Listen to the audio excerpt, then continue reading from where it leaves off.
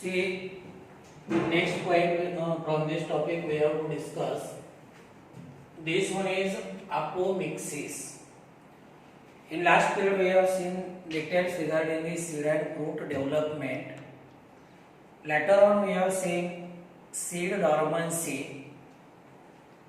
Then examples of some plants along with their dormancy period that we have also seen. Later on we have discussed about the fruit development, and finally we have seen significance of seed and fruit development. Then next point, that is apomixis. See, actually this apomixis term for the first time it was given by Winkler. Term apomixis, it was given by or it was used by Winkler for the first time.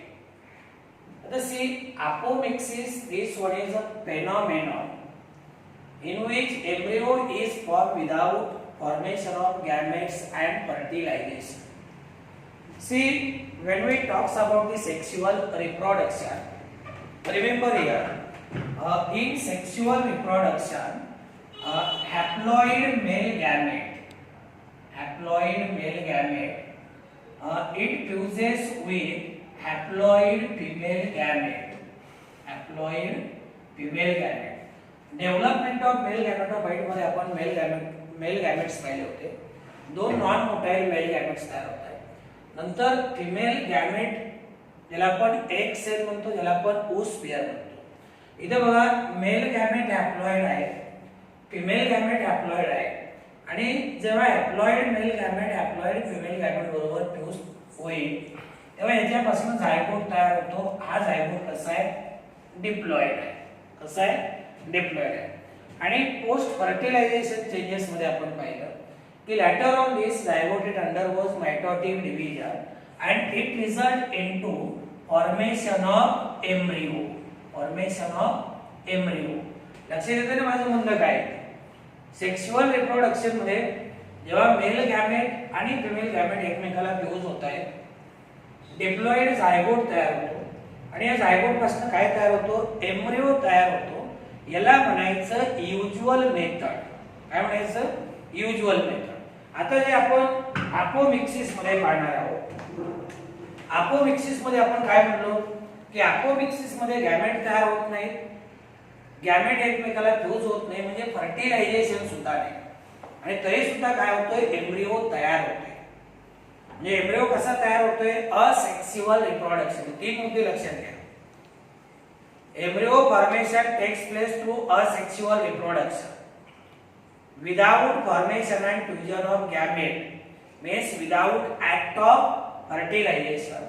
The same process of formation of embryo. आता apomixis मध्ये आपल्याला सगळ्यात जास्त जर कुठे focus करायचं असेल तर एम्ब्रियो फॉर्मेशन वरती. कुठे? Embryo formation of embryo through asexual reproduction. कुठली मेथड आहे रिप्रोडक्शनची? Asexual reproduction without formation of gamete and fertilisation. तीन गोष्टी म्हणलो तुम्ही की इथं एम्ब्रियो तयार होतो असेक्सुअल रिप्रोडक्शन या मेथडने. पण कसा? इथं गॅमेट तयार होत नाही ना फर्टिलायझेशन. म्हणजे formation of embryo through asexual reproduction without formation of gametes and fertilization, that is called as apomixis. आता बघा, मी म्हणलं की मेल गॅमेट आणि फिमेल गॅमेट एकमेकाला फ्यूज झाले, डिप्लॉइड झायगोट तयार झाला, नंतर त्याच्यापासून एम्ब्रियो तयार झाला. ती झाली युजुअल मेथड. आता इथं मेल गॅमेट नाही, फिमेल गॅमेट नाही, एकमेकाला फ्यूज नाही, म्हणजेच काय? अशा पद्धतीने जर एम्ब्रियो तयार होत असेल तर ही सेक्शुअल रिप्रोडक्शनची अनयुजुअल मेथड आहे. म्हणजे थोडक्यामध्ये इथं काय झाले? This apomixis it mimics sexual reproduction. तो सेक्शुअल रिप्रोडक्शनची मिमिक्री करतो. म्हणजे एम्ब्रियो तयार झालाय, पण काय? Unusual method where there is no meiosis and single. आता बघा, जर गॅमेट तयार होत नाही तर याचा अर्थ काय नाही? मिओसिस नाही, कारण आपण पाहिलं होतं गॅमेट्स तयार होतानाच फक्त मिओटिक सेल डिव्हिजन होते. आणि सिंगॅमी म्हणजे union of male and female gamete. म्हणजे अपोमिक्सिस या मेथडने एम्ब्रियो तयार होतोय, पण ही सेक्शुअल रिप्रोडक्शनची अनयुजुअल मेथड आहे. It is not usual method, it is unusual method where in this method there is no meiosis. Meiosis का नाही तर गॅमेट तयार होत नाही, फर्टिलायझेशन होत नाही, म्हणजे there is no syngamy, there is no union of male and female gamete. नंतर पुढचा पॉइंट बघा. Here embryo develops in ovum. Embryo कुठे डेव्हलप होतोय? ओव्हम. आणि नंतर ओव्हलचं रूपांतर कशामध्ये होईल? Ovule develops into seed. Embryo it is developed inside ovule, and ovule it get converted into seed. Ovule it is converted into seed or ovule develops into seed. आता थोडं तुम्हाला पुढे जाऊन सांगतो की आपण असं कन्सिडर करूया की जी अपोमिक्सिस मेथड आहे, या अपोमिक्सिसचे दोन टाइप आहेत. किती? दोन टाइप. एक म्हणजे अपोगॅमी आणि दुसरा म्हणजे अपोस्पोरी. अपोगॅमी आणि अपोस्पोरी. आता बघा याच्यामध्ये अपोगॅमी मध्ये नेमकं काय होते? व्हेन गॅमेटोफाइट ऑर्गन और cell it produces embryo like structure. दोनों गोष्टी कन्सिडर करा.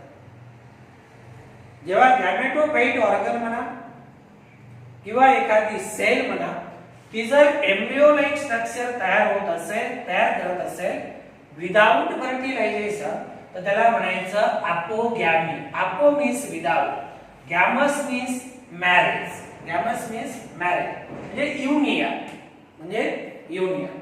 म्हणजे इथं अपोगॅमी म्हणजे काय लक्षात घ्या. आपण काय पाहतोय? अपोमिक्सिसचे दोन टाइप्स पाहतोय. पहिला टाइप अपोगॅमी. अपोगॅमी काय सांगते? अपोगॅमी म्हणजे व्हेन गॅमेटोफाइट ऑर्गन, गॅमेटोफाइट ऑर्गन म्हणा किंवा एखादी सेल म्हणा, जर एम्ब्रियो लाइक स्ट्रक्चर तयार करत असेल आणि ते कसं विदाउट फर्टिलायझेशन, त्याला म्हणायचं अपोगॅमी. लक्षात आलं? अपोगॅमी मध्ये काय होते?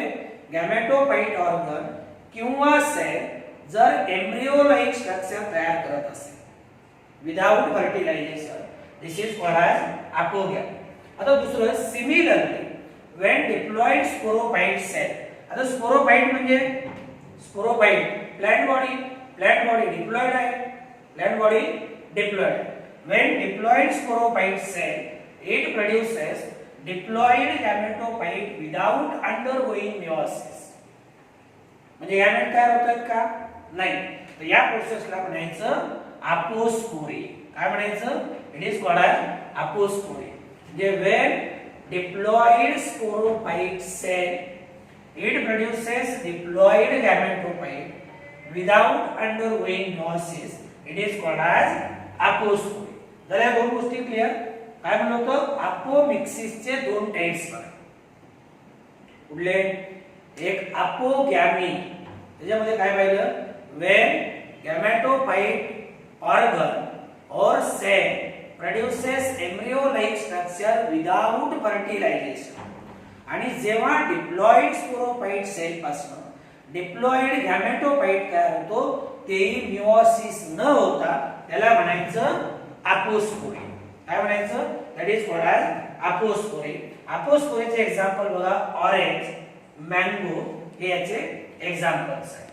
आता बघा अपोमिक्सिसचे जर ऍक्च्युअल टाइप्स आपण पाहिले ते तीन टाइप आहेत किंवा तीन कॅटेगरीज आहेत असं आपण कन्सिडर करूया. Three main categories of apomixis. these are recurrent apomixis, non-recurrent apomixis, and third one that is adventive polyembryony. adventive polyembryony. आता पहिला टाइप आपण बघूया recurrent apomixis. अगदी एका ओळीमध्ये लक्षात ठेवा. बघा, in this type embryo sac generally rise from either an archaeosporial cell or from some other part of new cell. आता इथे बघा, पहिलं तर एम्ब्रियो सॅक लक्षात घ्या. एम्ब्रियो सॅक म्हणजे आपण काय म्हणतो? This is called as female gametophyte. Embryo sac म्हणजे फिमेल गॅमेटोफाइट। इथं यांचं म्हणणं काय आहे, रिकरंट अपोमिक्सिस मध्ये embryo sac generally arises from either archaeosporial mother cell or some other part of nucellus। बघा आपण न्यूसेलस पाहिलं होतं, न्यूसेलस मध्ये काय आहे, न्यूसेलस मध्ये काय आहे, न्यूसेलस मध्ये एम्ब्रियो सॅक आहे आणि आपण काय पाहिलं होतं की न्यूसेलसची कुठलीही सेल जी मायक्रोपायलर एंडच्या दिशेने आहे त्याच्यापासून काय तयार होईल, मायक्रोपायलरच्या दिशेने आहे ती काय होते, मिओटिकली डिवाइड होते। आता इथं यांचं म्हणणं काय आहे की इथं जो एम्ब्रियो सॅक आहे तो कुणापासून डेव्हलप होतोय, आयदर फ्रॉम आर्केस्पोरियल, एक तर आर्केस्पोरियल सेल किंवा न्यूसेलसच्या कुठल्याही सेल पासून जर एम्ब्रियो सॅक तयार होत असेल तर याला आपण काय म्हणतो, it is called as recurrent apomixis. काय म्हणायचं, रिकरंट अपोमिक्सिस। म्हणजे रिकरंट अपोमिक्सिस मध्ये काय होतंय, फिमेल गॅमेटोफाइट म्हणजे एम्ब्रियो सॅक तयार होतोय पण तो कुणापासून, एकतर आर्केस्पोरियल सेल किंवा न्यूसेलसची कुठलीही sale. In diplospore, unreduced embryo sac is developed from diploid megaspore mother cell। म्हणजे बघा न्यूसेलसची कुठलीही सेल जी मायक्रोपायलर एंडच्या दिशेने आहे तिला आपण मेगास्पोर मदर सेल म्हणतो। काय म्हणतो, मेगास्पोर मदर सेल म्हणतो। म्हणजे डिप्लोस्पोरी मध्ये डिप्लॉइड मेगास्पोर मदर सेल पासून काय होतो, एम्ब्रियो सॅक तयार होतो। याचे example Taraxacum, Taraxacum, this is the example. पहिला टाइप लक्षात आला, फक्त परत एकदा बघा, रिकरंट अपोमिक्सिस मध्ये आर्केस्पोरियल सेल किंवा न्यूसेलसचा कुठलाही पार्ट, आर्केस्पोरियल सेल किंवा न्यूसेलसचा कुठलाही पार्ट त्याच्यापासून जर एम्ब्रियो सॅक तयार होत असेल तर it is a recurrent apomixis. फक्त पहिल्या पॉइंट मध्ये तुम्हाला काय करायचंय, एवढं लक्षात ठेवायचंय, एक्झाम्पल एक लक्षात ठेवा। आणि in apospory nucellar cell it gives rise to the embryo sac. Nucellar cell म्हणजे न्यूसेलसची सेल म्हणजे कुठली, megaspore mother cell, it gives rise to the embryo sac. आता हा झाला रिकरंट अपोमिक्सिस, बरोबर आहे। काय पाहिलं, रिकरंट अपोमिक्सिस मध्ये आर्केस्पोरियल सेल किंवा any other part of nucellus it gives rise to the embryo sac. आता दुसरा बघा, non recurrent apomixis, non recurrent apomixis. In this type megaspore mother cell undergoes usual meiosis and produces haploid embryo sac। आता इथे मात्र ही usual method आहे। याच्यामध्ये काय होते, जी मेगास्पोर मदर सेल आहे या मेगास्पोर मदर सेलचं काय होते, मेओसिस होते आणि नंतर आपण पाहिलं होतं 4 हॅप्लॉइड सेल्स तयार होतात, त्याला मेगास्पोर टेट्रॅड म्हणलं होतं। अपर 3 डिजनरेट होतात, लोअर मोस्ट फंक्शनल राहते आणि त्याच्यापासून नंतर फिमेल गॅमेटोफाइट तयार होतो, हे आपण पाहिलं होतं। तर याच्यामध्ये काय होते, एम्ब्रियो सॅक कुणापासून तयार होतोय, मेगास्पोर मदर सेल पासून। म्हणजे मेगास्पोर मदर सेलचं मेओटिक डिव्हिजन होईल, हॅप्लॉइड एम्ब्रियो सॅक तयार होईल। And here embryo arises either from A by parthenogenesis or from some other haploid cells of gametophyte through apogamy। मग आता इथं एम्ब्रियो कसा तयार आहे बघा। आता एम्ब्रियो सॅक तयार आहे, एम्ब्रियो कसा तयार होईल, एम्ब्रियो एक तर एक पासून तयार होईल, either by parthenogenesis or parthenogenesis means without fertilization or from some other haploid cells of gametophyte by apogamy and plant produced generally these are sterile। आता मला सांगा, जर एम्ब्रियो इथं पार्थिनोजेनेसिस न तयार होत असेल किंवा गॅमेटोफाइट पासून अपोस्पोरी या मेथडने तयार होत असेल तर जे प्लांट तयार होत आहे हे प्लांट कसे आहेत, sterile and they do not reproduce sexually। Example Nicosia. काय झालं दुसरा टाइप, फक्त आता एका ओळीमध्ये लक्षात ठेवा, non recurrent apomixis diploid megaspore mother सेलचं मेओसिस होईल आणि याच्यापासून हॅप्लॉइड एम्ब्रियो सॅक तयार होईल। आता लक्षात ठेवा, डिप्लॉइड मेगास्पोर मदर सेलचं काय झालं, मेओसिस, याच्यापासून हॅप्लॉइड एम्ब्रिओ साइट तयार होतात. आता तिसरा टाइप आहे adventive embryony. In this type embryo may develop from nucellus और integument along with normal zygotic embryo. आता याच्यामध्ये बघा सरळ सरळ आहे की एम्ब्रियो कुणापासून डेव्हलप होतोय, न्यूसेलस किंवा इंटेग्युमेंट. म्हणजे बघा जेव्हा न्यूसेलस किंवा इंटेग्युमेंट पासून एम्ब्रियो तयार होतो तेव्हा त्याला म्हणायचं ॲडव्हेंटिव्ह एम्ब्रियॉन. काय म्हणायचं, adventive embryony. It is common in mango, orange, lemon आणि seed. It gives rise to condition that is called as polyembryonic. याच्यामध्ये काय होत आहे, एकापेक्षा जास्त एम्ब्रियो तयार होत आहेत, त्याला आपण पॉलीएम्ब्रियॉनिक म्हणतो. काय म्हणतो, पॉलीएम्ब्रियॉनिक. तर हे झाले तीन टाइप. म्हणजे रिकरंट अपोमिक्सिस मध्ये गॅमेटोफाइट ऑर्गन किंवा एखादी कुठली दुसरी सेल एम्ब्रियो लाइक स्ट्रक्चर तयार करते, त्याला म्हणायचं recurrent apomixis. Non recurrent apomixis मध्ये haploid embryo sac it is produced by meiosis of diploid megaspore mother cell. आणि जर न्यूसेलस किंवा इंटेग्युमेंट पासून एम्ब्रियो तयार होत असेल तर त्या एम्ब्रियोला म्हणायचं ॲडव्हेंटिव्ह, त्याला काय म्हणायचं ॲडव्हेंटिव्ह एम्ब्रियॉन. आता पुढचा पॉइंट आपल्याला पाहायचा आहे पार्थिनोकार्पी. आता पार्थिनोकार्पी टर्म तुम्ही बऱ्याचदा शिकलाय, तुम्ही ऐकलेली आहे, कुठेतरी वाचलेली असेल. तर पार्थिनोकार्पी इज ए टर्म आहे. It was given by Noll in 1902.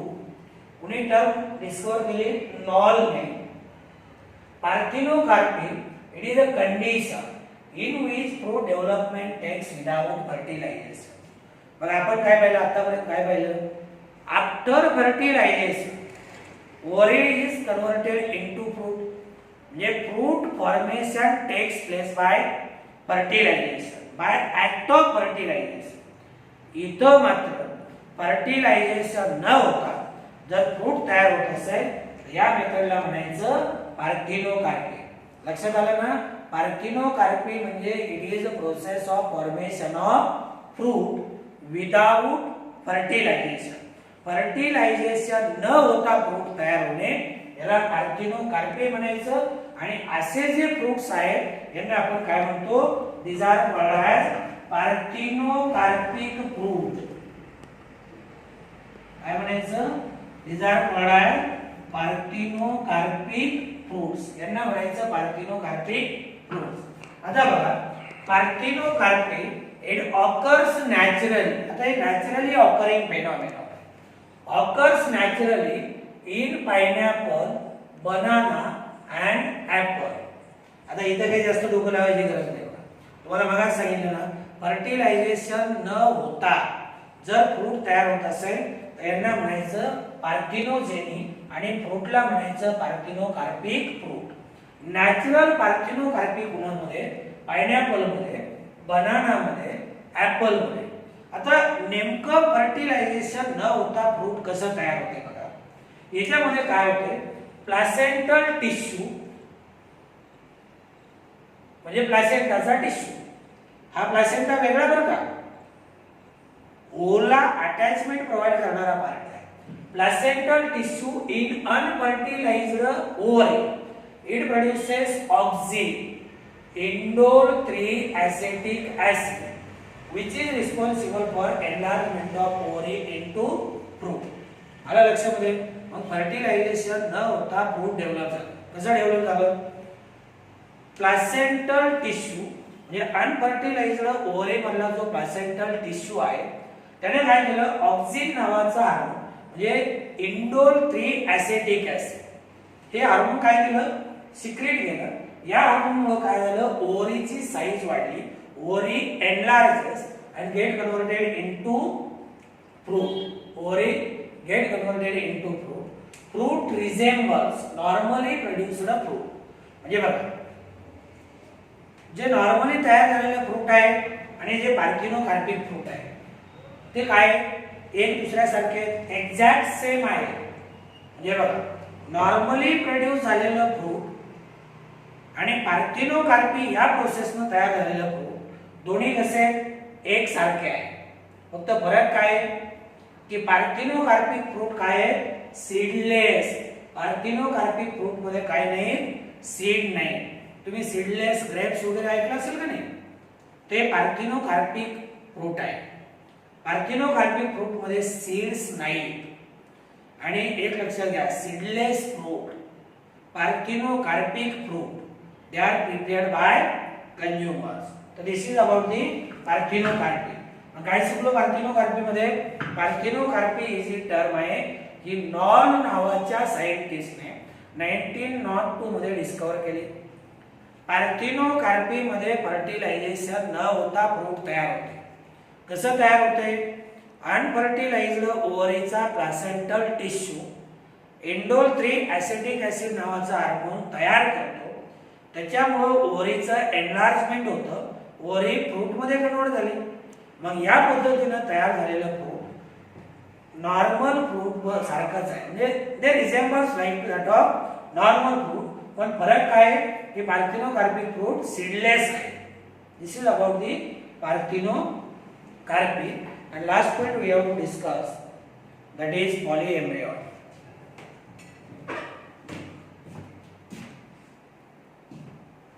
तर इकडे लक्ष द्या, शेवटचा पॉइंट आपल्याला पाहायचा आहे polyembryony. Poly means many, embryo If develops inside seed, काय म्हणतोय? Many embryo, more than one embryo, if develop inside seed, then it is called as polyembryony. Generally आपण काय म्हणतो, मेल गॅमेट फिमेल गॅमेट एकमेकाला fuse झाले, zygote तयार झाला, zygote पासून एम्ब्रियो तयार झाला. बहुतेक करून सीडच्या आतमध्ये एकच एम्ब्रियो तयार होतो. पण काही प्लांट असे आहेत, सायट्रस सारखं प्लांट घ्या, याच्यामध्ये काय होते, सीडच्या आतमध्ये एकापेक्षा जास्त एम्ब्रियो तयार होत आहे.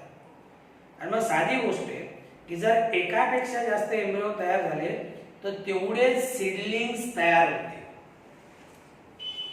तेवढे सीडलिंग तयार झाले म्हणजे तेवढे प्लांट तयार होतील. तसे development of more than one embryo, एकापेक्षा जास्त एम्ब्रियो जर सीडच्या आतमध्ये तयार झाले, नॉर्मली किती एम्ब्रियो तयार होतात? एकच. पण जेव्हा एकापेक्षा जास्त एम्ब्रियो तयार होत आहेत, या कंडिशनला आपण काय म्हणतो, it is called as polyembryony. आणि पॉलीएम्ब्रियोनी पहिल्यांदा कुणी ऑब्झर्व केली असेल तर ती लिव्हेनहॉकनं 1719 मध्ये 1719 मध्ये सायट्रस प्लांट मध्ये लिव्हेनहॉकला पहिल्यांदा एकापेक्षा जास्त एम्ब्रियो तयार झालेले त्याच्या निदर्शन असतात. It is the occurrence of more than one embryo in seed which result in emergence of multiple seedlings. Multiple seedling म्हणजे साधी गोष्ट आहे, एक एम्ब्रियो असेल, एक सीडलिंग तयार होईल, एक प्लांट तयार होईल. एकापेक्षा जास्त एम्ब्रियो असतील तर मल्टिपल सीडलिंग तयार होतील, तेवढेच प्लांट तयार होतील. म्हणजे polyembryony it result into emergence of multiple seedling. आता additional embryos they result from differentiation and development of various maternal and zygotic tissue. आता काय होतं, मॅटर्नल किंवा झायगोटिक टिश्यूचं डिफरन्शिएशन होऊन हे जास्तीचे एम्ब्रियो काय होतात, सीड मध्ये तयार होतात. आता पॉलीएम्ब्रियोनीचे दोन टाइप्स आहेत.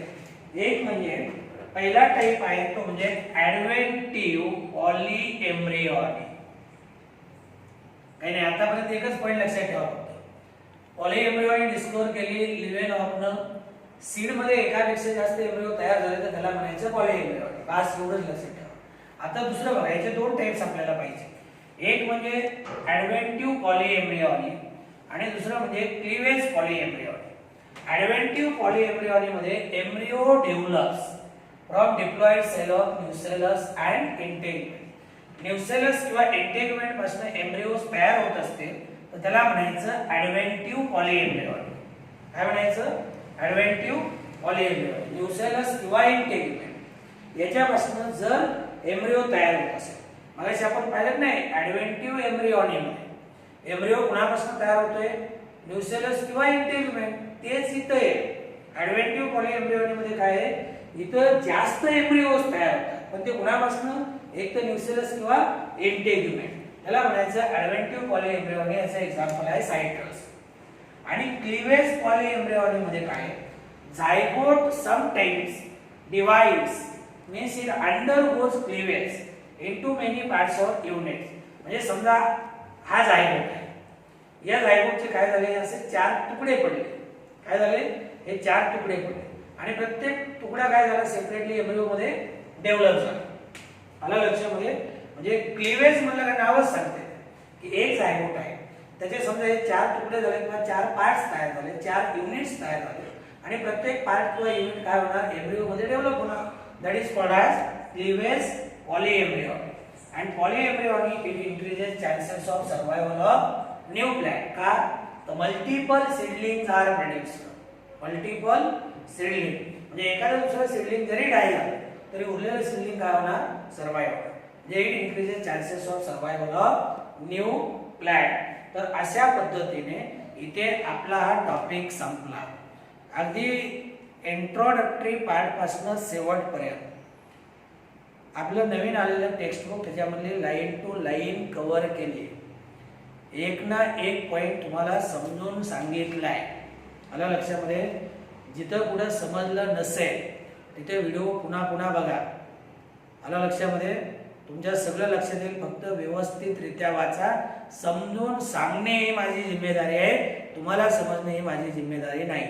आलं लक्षात. तर पुढच्या पिरियडला आपण नवीन टॉपिक सुरू करणार.